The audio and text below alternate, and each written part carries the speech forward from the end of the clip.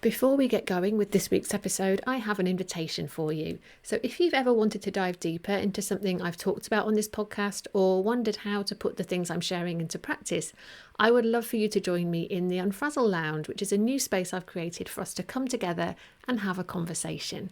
So we're gathering at 4 p.m. UK time on Tuesday the 21st of April, and we'll be talking all about episode 125 of the Unfrazzle podcast, which was called Why the Rhythm Section of Your Business Should Always Come First.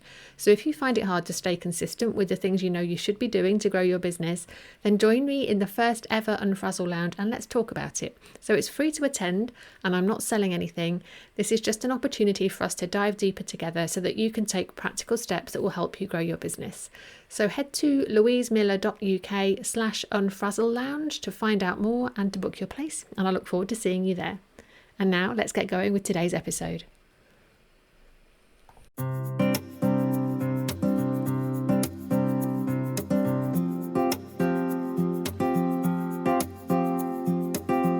Welcome to Unfrazzle, a podcast for solo business owners with a big vision who are ready for a kinder, more sustainable approach to productivity. I'm Louise Miller, and each week I share bite-sized insights to help you step away from the hustle, stop faffing and stay focused so you can make your brilliant ideas happen and make a bigger impact in the world.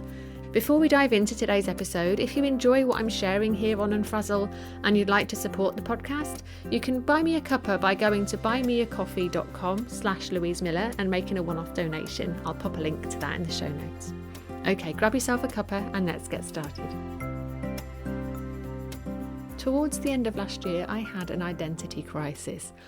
I've always been good at the detail. It's why I was good at my job before I set up my own business.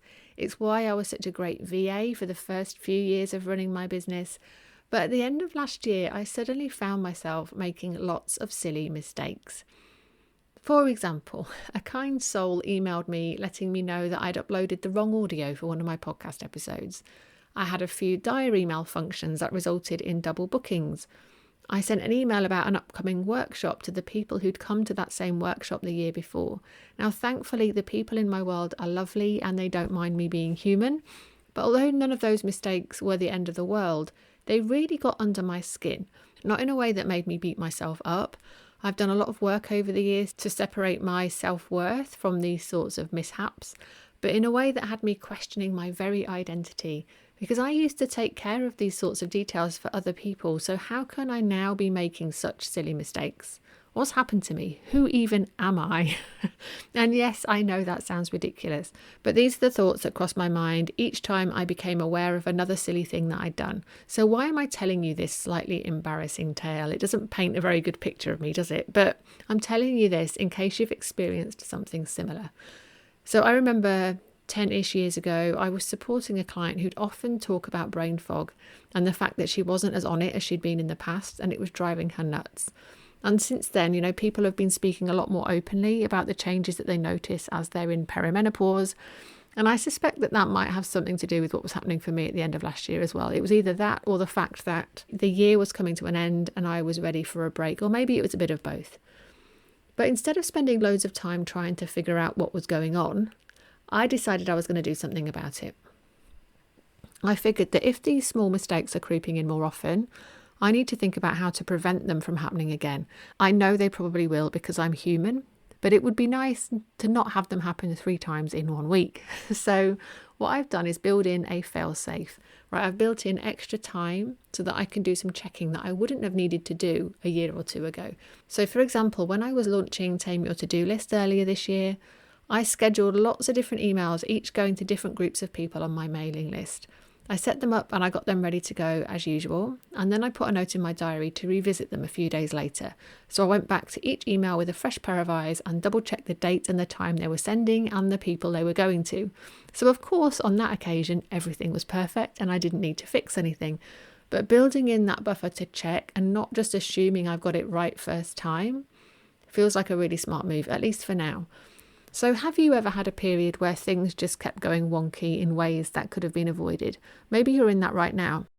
Instead of beating yourself up, what can you do to safeguard against that thing continuing to trip you up in the future? So just to give you another quick example of what that might look like, if you keep forgetting about calls until the last minute, this is something that came up in a conversation I was having with someone recently, maybe you could change the notifications in your calendar so that it sends you a reminder 15 or 30 minutes beforehand. And you might not have needed to do that before. You might have turned off those notifications because it was annoying. That's me. I tend to do that. But if suddenly you're going through a phase where you keep forgetting about things like that, maybe it's a good idea just to turn them back on again. So feel free to drop me a line if there's something silly that you keep doing repeatedly that's getting on your nerves and you want to find a solution. Maybe I can help you come up with a fix. But the most important thing is to remember that we all make mistakes. It's a part of life. And if anything, our hiccups make us more relatable. So I received a handful of replies to my apology emails from people saying they were relieved it's not just them who does such daft things. So if you are one of those people that also does daft things from time to time, it's not just you. And if you have lovely people in your world, they will forgive you. As the saying goes, the people who matter don't mind, and the people who mind don't matter. So as always, I hope that this helps, and I look forward to seeing you again soon. Thank you for listening to Unfrazzle. If you enjoyed this episode, please share it with a friend who needs a dose of calm productivity in their life. And I'd love it if you could leave me a rating and a review, as that will help more people discover this podcast. If you'd like to hear more from me to help you stop faffing and take back control of your time, you'll find a link to join my mailing list in the show notes, and I would really love for you to join us. So thanks so much for your support, and I look forward to seeing you next time.